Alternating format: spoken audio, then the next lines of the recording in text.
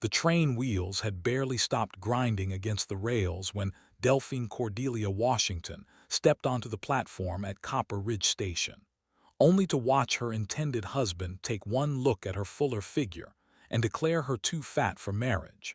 The words hit harder than Wyoming wind. Ezekiel Moorfield stood there in his pressed Sunday shirt, shaking his head like she was spoiled meat. His mouth twisted into something uglier than disappointment. "You said you were slender in your letters. This ain't what I ordered." The handful of townsfolk gathered near the station began to murmur. A woman in a faded bonnet whispered behind her hand. Two men by the water trough nudged each other and grinned. Delphine felt their eyes crawling over her like insects. Her trunk sat beside her in the dust. Everything she owned. Everything she'd carried from Philadelphia with hopes of starting fresh after the war had taken everything else. The sheriff ambled over, spitting tobacco juice into the dirt. He looked Delphine up and down with the same expression men used for evaluating livestock. "Miss, you best catch the next eastbound. Ain't nothing for you here." Delphine's hands trembled, but she kept her chin level. The crowd pressed closer, feeding on her humiliation. Their laughter cut through the afternoon heat. "I have no money for return passage." Ezekiel snorted. "Should have thought of that before you lied about your appearance." The whispers grew louder. Someone mentioned the rejected bride. Another voice suggested she try the saloons. The words pressed against her chest until breathing became work. She grabbed her trunk's leather handle. Her knuckles went white against the worn strap. The weight nearly toppled her, but she dragged it toward the edge of town anyway. Behind her, Ezekiel called out something about false advertising. The crowd's laughter followed her down the dusty Main Street. Every step away from the station felt like walking deeper into nowhere. The sun began its descent toward the mountain peaks. Wind picked up, carrying the scent of rain and something darker. Storm clouds gathered like bruises across the sky. Delphine's dress clung to her back with sweat. The trunk's handle bit into her palm. Her shoes weren't made for rough ground, and dust worked its way through the leather. She passed the last house on the outskirts of Copper Ridge. Nothing ahead but scrub brush and rocky hills. The storm would hit soon. She needed shelter. A narrow path wound between two boulders. Delphine followed it, hoping it might lead to an abandoned shed or some other protection from the weather. Her trunk caught on thorny bushes and scraped against stones. The path climbed through a stand of pine trees. Wind moaned through the branches overhead. Thunder rolled across the mountains, still distant but growing closer. Then she saw it. A small wooden cabin tucked into a clearing half hidden by overgrown brush. The windows were dark, but the roof looked solid. No smoke from the chimney. Delphine approached slowly. The front door hung slightly ajar. She knocked twice and waited. No answer came. She pushed the door open and stepped inside. 7 pairs of eyes stared back at her from the shadows. Children, huddled together near a cold fireplace.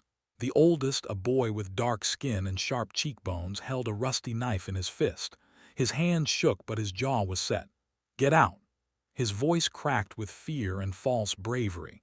Delphine froze in the doorway. Her trunk thudded to the floor behind her. The smallest child, barely more than a baby, whimpered and pressed closer to a girl who couldn't have been more than 10. Thunder crashed overhead. Rain began pattering against the roof. The boy with the knife took a step forward. "I said get out." But Delphine saw past the weapon to the hollow cheeks and patched clothes. She saw the way the children pressed together for warmth. She saw herself reflected in their desperate eyes. "I'm not here to hurt you." Her voice came out softer than she'd intended. "Looks like we're all unwanted in this town." The knife wavered in the boy's grip. One of the smaller children began to cry. A little girl with tangled hair tugged on the older boy's sleeve. She whispered something Delphine couldn't hear. The boy's eyes never left Delphine's face, but his grip on the knife loosened slightly. Rain hammered the cabin roof now. Wind rattled the windows. Lightning split the darkness outside. "You can't stay here," the boy said, but uncertainty crept into his voice. The smallest child broke free from the group and toddled toward Delphine. Tiny fingers grabbed at her skirt. The gesture was so trusting, so innocent, it nearly broke her composure. Delphine knelt down and let the baby cling to her. The other children watched with wary hope. "Just until the storm passes," she said. But through the rain-streaked window she caught sight of distant torches moving through the darkness. Someone was out there.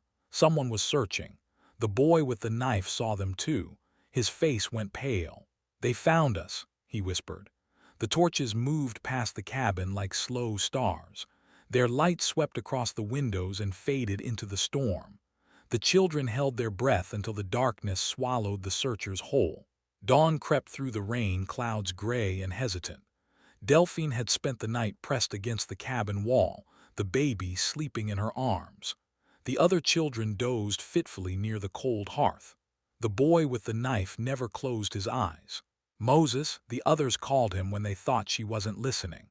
14 years old and carrying the weight of 6 younger souls. When morning light touched the floorboards, they began to speak in whispers. Ruby and Pearl, the twins with matching braids and different colored dresses. Tommy, silent as stone but always drawing in the dirt with charcoal sticks. Little Sarah with her thumb perpetually in her mouth. Ezra, 12 and fierce, who watched the door. Baby James, who clung to anyone who'd hold him. Their words came in fragments, broken pieces of a story too heavy for children to carry. Judge Blackwood had taken them from their families one by one. Legal papers, official stamps, reasons that sounded proper to adults who didn't look too close. Tommy pulled out a scrap of paper. His drawings told what his voice couldn't. Men in black coats loading children into wagons. A big man with silver hair taking money from strangers in fancy suits. Children disappearing eastward on trains. "He splits up families," Moses said. His knife rested across his knees now, more comfort than weapon. "Says orphans are easier to place." But none of them were orphans. Not really. Ruby and Pearl's mother had been declared unfit when their father died. Ezra's grandmother was told he'd died of fever. Sarah's aunt thought she'd been adopted by a good Christian family in Denver. Delphine listened to each story. Every word carved something deeper in her chest. She understood separation. She knew what it meant to be unwanted. "How long have you been here?" 3 weeks, Moses said. "Maybe 4. The cabin showed signs of their careful living. A stack of pine boughs for bedding. Tin cups arranged near the door to catch rainwater. A small pile of berries and nuts gathered from the surrounding woods. They were surviving. Barely. Delphine looked at their thin faces and hollow eyes, at Tommy's drawings scattered across the floor, at the way they protected each other with fierce, desperate love. Something shifted in her chest, some long-buried maternal instinct that she'd thought the war had killed. "We can't keep hiding," she said. Moses tensed. His hand moved toward the knife. "I don't mean surrender." Delphine adjusted baby James against her shoulder. "I mean we stop running and start living." The silence stretched between them. Outside, wind moved through the pine trees with the sound of whispered promises. "You'll stay?" Ruby asked. Her voice was small as creek water over stones. Pearl reached out and touched Delphine's hand. "You won't leave us?" The question hung in the morning air. These children had been abandoned by everyone who should have protected them. Trust was a luxury they couldn't afford, but something in Delphine's face must have convinced them. Moses set the knife aside and nodded once. "What do we do?" Delphine stood and walked to the window. The storm had passed, but the ground remained muddy. Broken branches littered the clearing. Everything would need to be rebuilt. "We make this a real home. We do this together. No more hiding in fear." The children gathered around her. Even Tommy left his drawings and joined the circle. For the first time since stepping off that train, Delphine felt something other than shame. She felt purpose. Ruby began braiding Delphine's hair while Pearl showed her how to make tea from pine needles. The bitter drink warmed her throat and settled her nerves. Ezra and Moses discussed reinforcing the cabin walls before winter. Sarah helped Tommy organize his drawings into careful piles. Baby James refused to let go of Delphine's skirt. They worked through the morning, small tasks that felt like promises. Sarah swept debris from the floor. The twins mended torn clothing with careful stitches. Moses and Ezra gathered firewood while Delphine inventoried their meager supplies. By noon, the cabin felt different, less desperate, more like possibility. Delphine was teaching Tommy his letters in the dirt outside when she heard hoofbeats. A rider approached through the trees, moving slow and deliberate. The children froze. Moses appeared at her shoulder, knife back in his hand. The rider emerged from the pine grove on a bay horse. Tall man with sun-weathered skin and careful eyes. He wore working clothes and a hat that had seen better seasons. His gaze swept the cabin and settled on Delphine.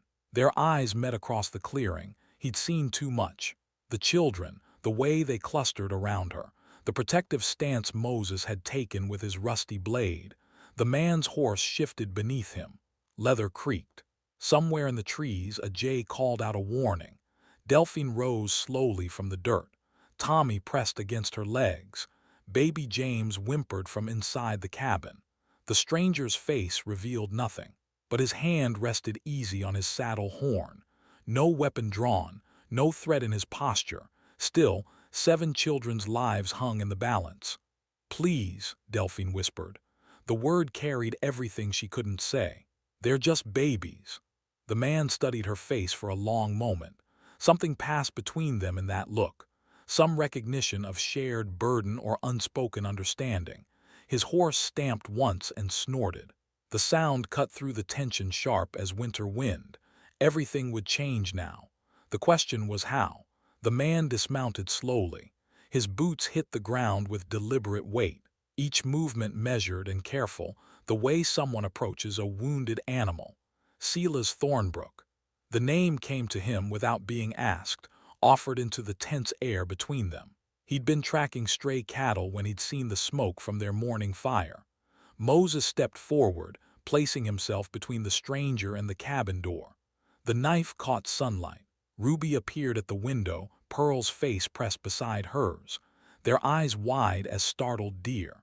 Silas noted the children's positions, the defensive formation they'd fallen into without thinking, the way they moved to protect each other, and the woman who'd somehow become their center. His own children had been gone 3 years now. Fever had taken them the same winter his wife succumbed to grief, but he remembered that fierce protectiveness, the way love made people dangerous. "You can't stay here," he said, but his voice carried no threat, just fact heavy as stone. Delphine's chin lifted. "We're not bothering anyone. Judge Blackwood's been asking questions about this place, riding the boundary roads with his deputies." Moses went rigid. Behind him, someone whimpered, probably Sarah, who cried easily when the adults used serious voices. Silas saw the boys' reaction, saw how the name Blackwood hit them all harder than winter wind. Whatever these children were running from, it wore a judge's robes and carried legal papers. "How many of you are there?" Delphine moved closer to Moses. Her hand rested on the boy's shoulder, steadying him. 7 children. And me." Tommy emerged from the cabin carrying his drawings. He approached Silas with the fearless curiosity of the very young and pressed a charcoal sketch into the man's weathered palm. The drawing showed a big man with silver hair taking coins from men in fancy suits. Children lined up behind them, small figures with empty faces. At the bottom, Tommy had drawn a train heading east. Silas studied the paper. Understanding dawned slowly, then all at once. Child trafficking, legal adoption papers that weren't legal at all, orphans who weren't orphans. He looked up at Delphine. She watched him with desperate hope and terrible fear warring in her expression.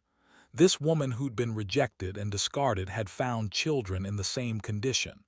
"Winter's coming early this year," Silas said finally. "You'll need supplies. Better shelter."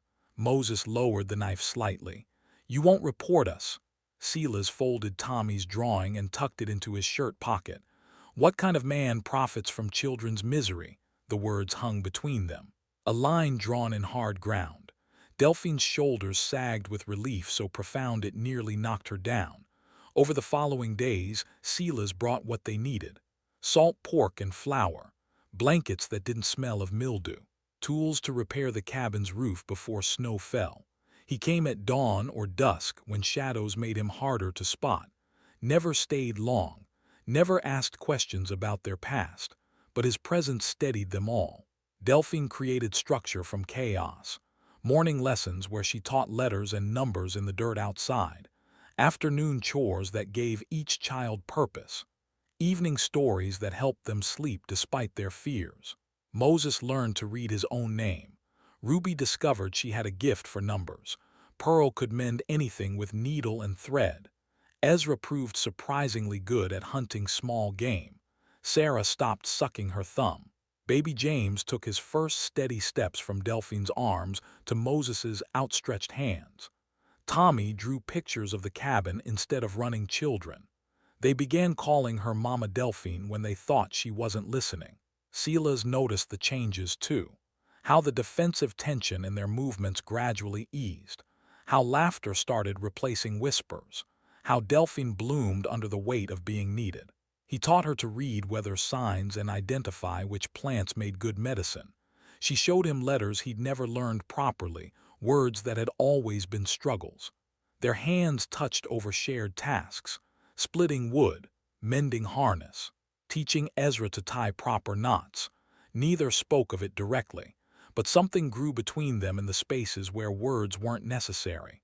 One evening, Tommy brought his drawings to Silas instead of Delphine. The latest pictures showed darker scenes.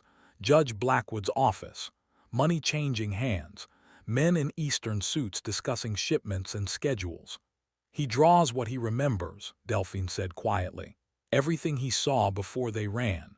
Silas spread the drawings across the cabin floor. A pattern emerged. Names, dates, evidence of corruption that went deeper than local politics. This is federal. Child trafficking across state lines. Delphine knelt beside him. Their shoulders touched as they studied Tommy's careful artwork. What does that mean? Means Judge Blackwood has bigger problems than 7 missing children. Means people in Washington might be very interested in what this boy witnessed. Hope flickered in her eyes. Real hope, not the desperate kind that had sustained them this long. But Silas's expression remained grave. Also means Blackwood knows someone saw too much. He's not just looking for runaways anymore. He's looking for a witness who could destroy him. Outside, wind moved through the pine trees with a sound that spoke of coming winter. Time running short. Change arriving whether they were ready or not. Delphine gathered Tommy's drawings into a careful stack, evidence that could save them all or get them killed. In the distance, barely audible over the wind, came the sound of horses moving fast through timber, multiple riders, heading their way. Judge Blackwood's patience had finally run out. The hoofbeats faded into distance. False alarm. Just travelers passing through on the main road. But the sound left them all shaken, reminded of how precarious their safety remained. Autumn deepened around the cabin. Leaves turned gold and red before dying. The children helped Delphine preserve what food they could gather. Berries dried on makeshift racks. Root vegetables buried in cool earth behind the cabin. Silas came more often now. Sometimes he stayed past dark, helping reinforce the walls against winter wind. Sometimes he brought his bedroll and slept by their fire when the nights grew too cold for the children. Delphine found herself watching for his arrival each day. The way he sat patient while Tommy showed him new drawings. How he let baby James climb onto his shoulders. The careful attention he paid when she read aloud from her one precious book. Love grew between them quiet as morning frost. Nothing spoken. Everything understood. Moses had taken to calling him Papa Silas when he thought the adults weren't listening. The other children followed suit. Even Tommy, who trusted so few adults, would run to Silas with his pictures clutched tight in small fists. They were becoming a family, unconventional and fragile but real. Then Ezekiel Moorfield appeared at their door. Delphine recognized him immediately. The man who'd rejected her at the train station stood in their clearing, hat in hands and shame written across his weathered face. Moses reached for his knife. Silas stepped between Ezekiel and the cabin. The children scattered to defensive positions they'd practiced but hoped never to use. "I'm not here to cause trouble," Ezekiel said. His voice cracked with exhaustion. Delphine emerged from the cabin. Seeing him brought back every moment of humiliation from that first day, every cruel word and public rejection. But something had changed in his face. Desperation where arrogance used to live. "What do you want?" Ezekiel's hands shook as he twisted his hat brim. "To warn you, and maybe to make things right."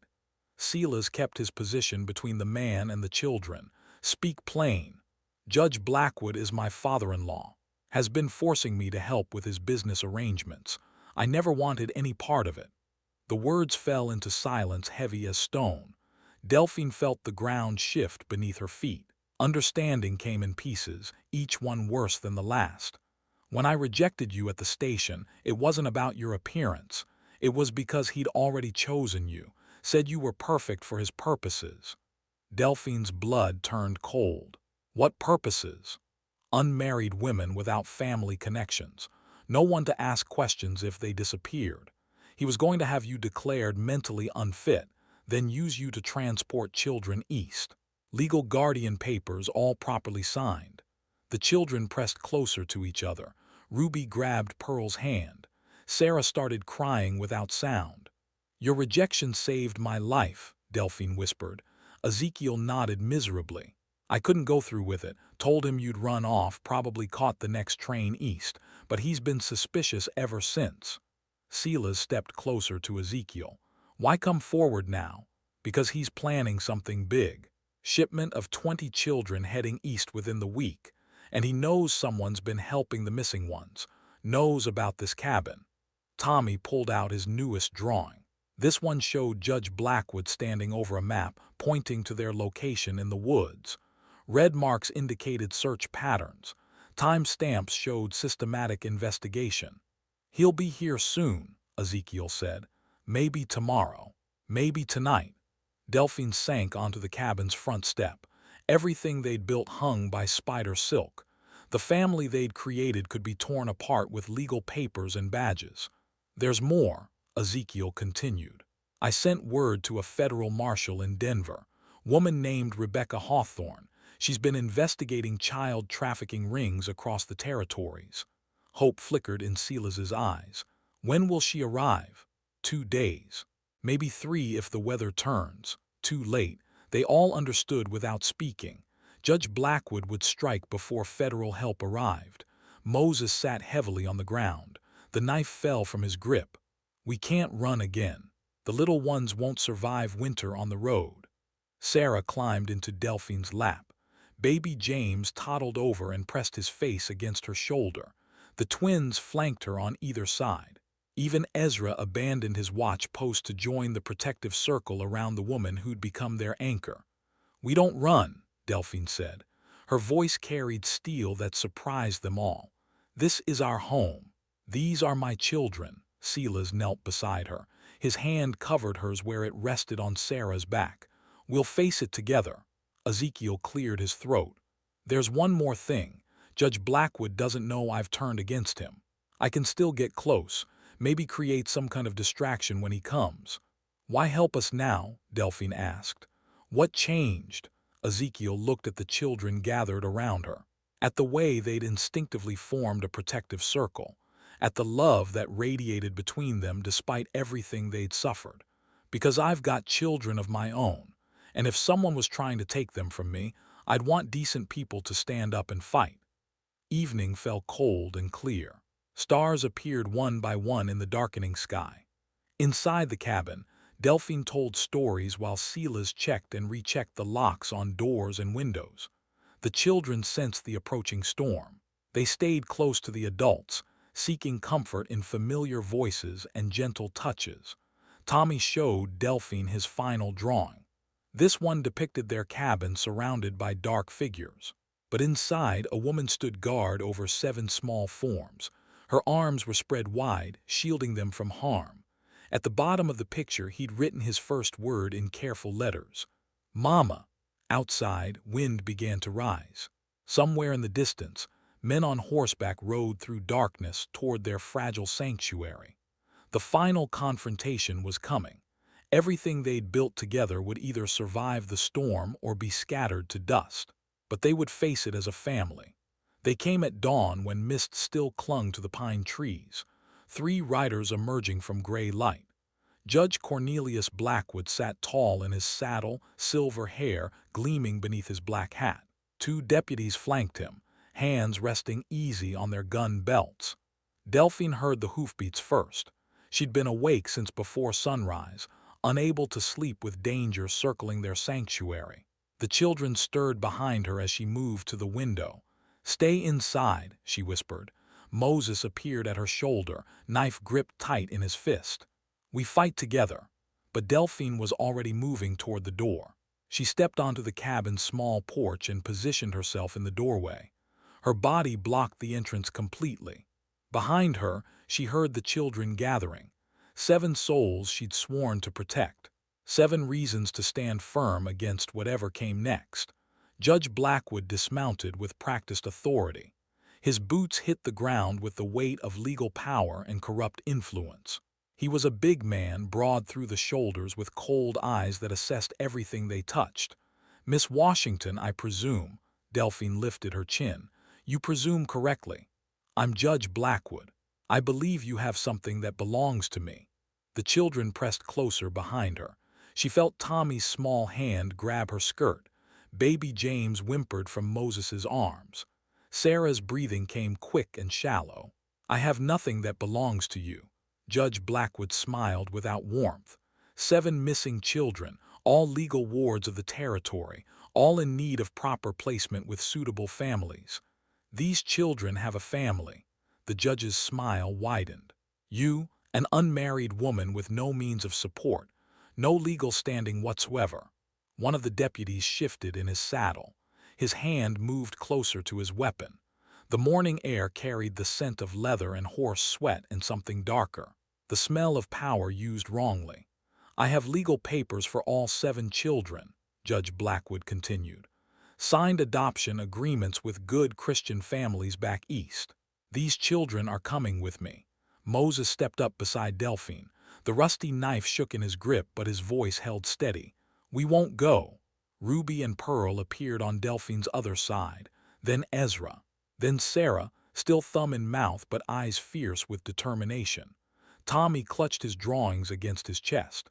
7 children ranged behind one woman, David facing Goliath with nothing but stones and stubborn love. "You're harboring fugitives," the judge said. "That's a federal crime." "They're not fugitives, they're my children." Judge Blackwood's face darkened. "You have no legal claim to these children.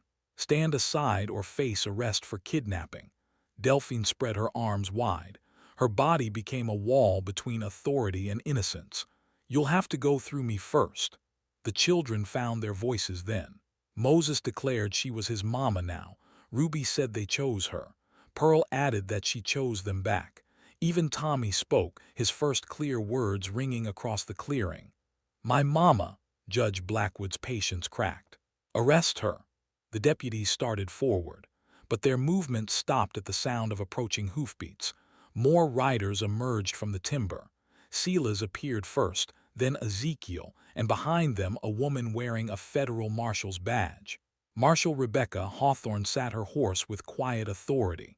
She was younger than the judge but carried herself with the confidence of someone who'd faced down harder men than corrupt local officials. "Judge Blackwood," she said. "Interesting timing." The judge's face went pale. "Marshal Hawthorne, what brings you to our remote corner of the territory?" "Reports of child trafficking, illegal adoption schemes, federal crimes that fall under my jurisdiction." Silas dismounted and moved to stand beside Delphine. His presence steadied her shaking hands. Together, they formed an unbreakable wall protecting their makeshift family. Ezekiel remained on his horse, but his face showed grim satisfaction. "I've given the marshal all the evidence she needs. Financial records, correspondence with Eastern factories, lists of children who have disappeared." Tommy stepped forward and offered his drawings to the marshal. Each charcoal sketch told part of the story: money changing hands, children loaded into wagons, families torn apart by legal papers that weren't legal at all. Marshal Hawthorne studied the pictures with growing anger. "Cornelius Blackwood, You're under arrest for human trafficking, fraud, and conspiracy." The judge's deputies looked uncertain. Federal authority trumped local corruption. They made no move to interfere as the marshal produced iron shackles. "This is ridiculous," Judge Blackwood blustered. "I'm a respected member of this community. These are baseless accusations from criminals and runaways." "These are federal charges based on documented evidence," Marshal Hawthorne replied, "including testimony from your own son-in-law." Judge Blackwood's eyes found Ezekiel's face. Understanding and rage warred in his expression. "You betrayed your own family." "I protected children from a monster," Ezekiel replied quietly. The shackles clicked closed around Judge Blackwood's wrists. The sound echoed across the clearing with the finality of justice finally arriving. But Delphine's victory felt hollow. The immediate threat was gone, but what came next? The children had no legal guardians, no official status. They could still be separated and sent to institutions or placed with strangers. Marshal Hawthorne approached the cabin. Her eyes took in the defensive formation the family had assumed, the way they protected each other, the love that radiated between them despite everything they'd endured. "We need to discuss these children's futures," she said gently. Delphine's heart clenched. After everything they'd survived together, bureaucracy might still tear them apart. The children sensed her fear. They pressed closer, forming their protective circle one more time. Whatever came next, they would face it as they'd faced everything else. Together. Marshal Hawthorne spent 3 days interviewing each child separately. Patient questions asked in gentle voices. Official forms filled out in careful handwriting. The slow machinery of justice grinding toward resolution. Delphine waited. Each conversation behind closed doors felt like a small death. These children who'd become her heartbeat might be scattered across the territory by week's end. Tommy drew pictures of empty trains heading east. Sarah refused to eat. Baby James clung to Delphine's skirt with desperate fingers. On the 4th morning, families began arriving in Copper Ridge. Moses's grandmother came first, an elderly Crow woman who'd been told her grandson died of fever 6 months ago. She wept when she saw him alive, speaking words in her native tongue that needed no translation. Ruby and Pearl's aunt appeared next, a weathered farm woman who'd searched every town between here and Denver looking for her brother's daughters. Her tears watered the dusty ground outside the cabin. Ezra's older sister rode in from Montana Territory. She'd sold everything she owned to hire investigators who'd led her nowhere. Now she held her little brother against her chest and refused to let go. 4 families reunited. 4 children returned to blood relatives who'd never stopped searching. But the reunited families made an unexpected choice. Instead of taking their children home immediately, they decided to stay in Copper Ridge. They'd heard about the woman who'd protected their loved ones. They wanted to be part of whatever community had grown around her sacrifice. Moses's grandmother purchased land adjacent to Silas's ranch. Pearl and Ruby's aunt opened a boarding house in town. Ezra's sister took work at the general store. They were building something new, an extended family bound by shared gratitude and mutual protection. 3 children remained without blood relatives: Tommy, Sarah, and baby James, true orphans in the legal sense, wards of the territory awaiting placement. Marshal Hawthorne completed her investigation and prepared to leave for Denver. Before departing, she made an official recommendation to the territorial government. Delphine Washington should be granted legal custody of the 3 remaining children. The paperwork would take months to process, but the marshal's word carried weight in federal circles. Winter settled over Wyoming territory with unusual gentleness. Snow fell soft and steady, blanketing the cabin in pristine white. Inside, Delphine taught lessons while Silas repaired furniture and told stories.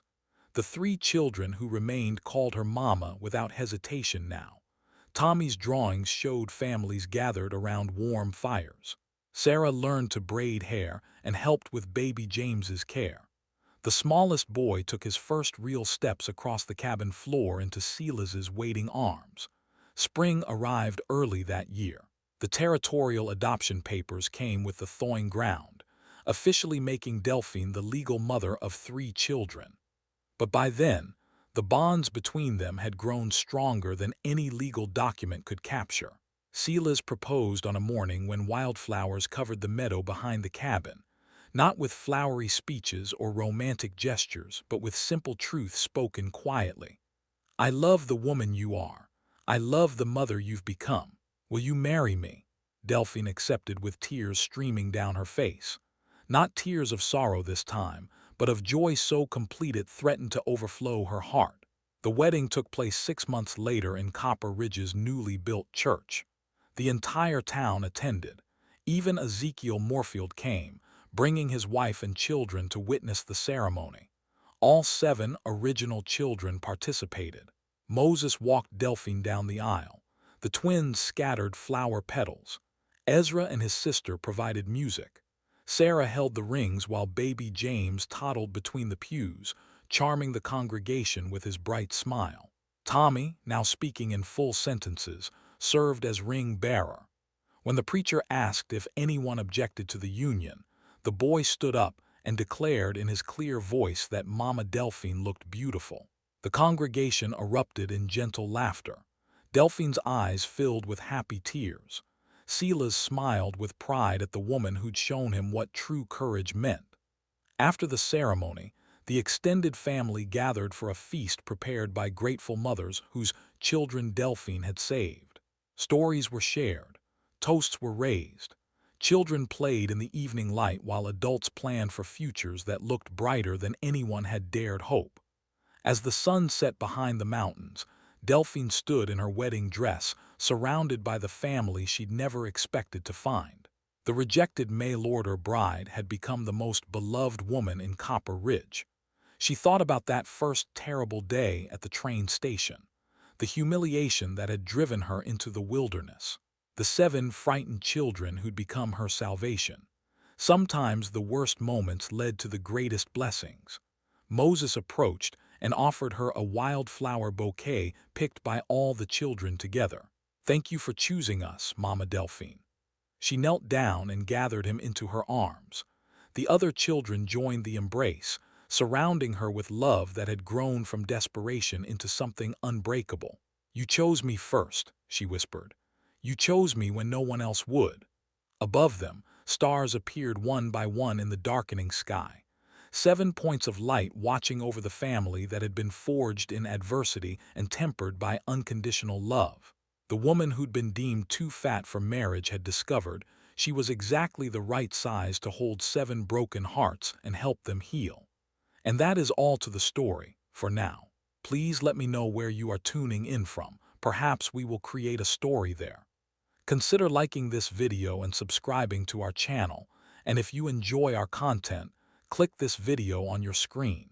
I promise you it's worth watching. See you tomorrow.